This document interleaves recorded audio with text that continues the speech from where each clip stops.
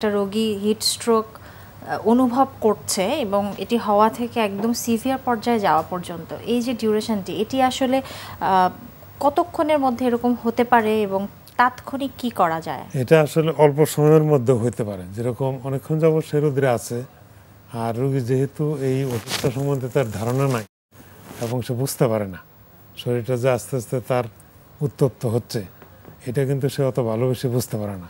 প্রথম দিকে যখন তার এই মাথা ব্যথা শুরু হয়ে যায় এবং বমি বমি ভাব হয়, তখন সে একটু নিজে বুঝতে পারে যে তার শরীরটা অসুস্থ কিংবা অসুস্থ হয়ে যাচ্ছে। এরপরেও যদি সে রোদে থাকে তখনই কিন্তু তার হিটস্ট্রোক হবে। তো এক্ষেত্রে আসলে যারা বাধ্য তাদের তো এই কাজগুলো করে যেতে হবে রোদে থেকে, তো তাদের জন্য আপনার কি উপদেশ রয়েছে? না, যাদের রোদে কাজ করতেই হবে জীবিকার জন্য অথবা প্রফেশনের জন্য কাজ করতে হবে, তাদের কিছু প্রিকশন নিতে হবে। যেরকম তার শরীরটা যাতে ঠান্ডা থাকে। আমাদের যে কাপড় চোপড়, অনেক কাপড়ে কিন্তু হিট কম হয়। আমাদের দেশে সুতি বস্ত্র কিংবা সাদা রঙের কাপড় পরিধান করতে হবে।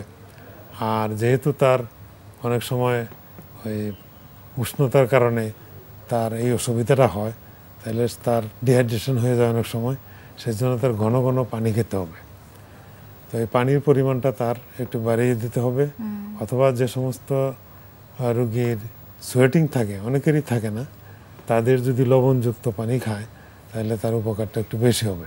এবং যখন খারাপ লাগতে থাকবে তখন কিন্তু তার এই ছায়ার দিকে যাইতে হবে, অথবা মানে যেখানে বাতাস বেশি আছে সেইখানে তার আশ্রয় নেওয়া উচিত।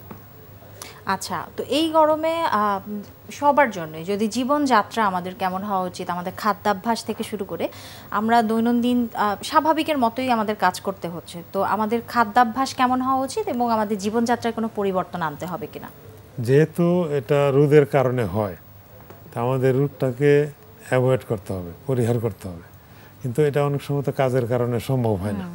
সেই জন্য অন্য যে আপনার উপদেশগুলি সেগুলি মেনে নিতে হবে। যেরকম খাবারের বেলায় আমরা সবসময় তো আমাদের এক ধরনের খাবার খাই, কিন্তু এই সিজনে আমাদের পানি জাতীয় খাবার বেশি খেতে হবে। যে সমস্ত ফলে রস বেশি, যেরকম তরমুজ আছে, তারপরে কমলা আছে, এই সমস্ত ফল পানি খেতে হবে। কিংবা তরল জাতীয় খাবার, শরবত কিংবা তরকারি যুক্ত খাবার, এই খাবারগুলি যে সমস্ত খাবারের সাথে পানির পরিমাণটা বেশি থাকে, এই খাবারগুলি আমাদের বেশি খেতে হবে। তাহলে শরীরে পানির পরিমাণ বেশি থাকবে এবং তার অসুস্থ হওয়ার সম্ভাবনা কমে যাবে।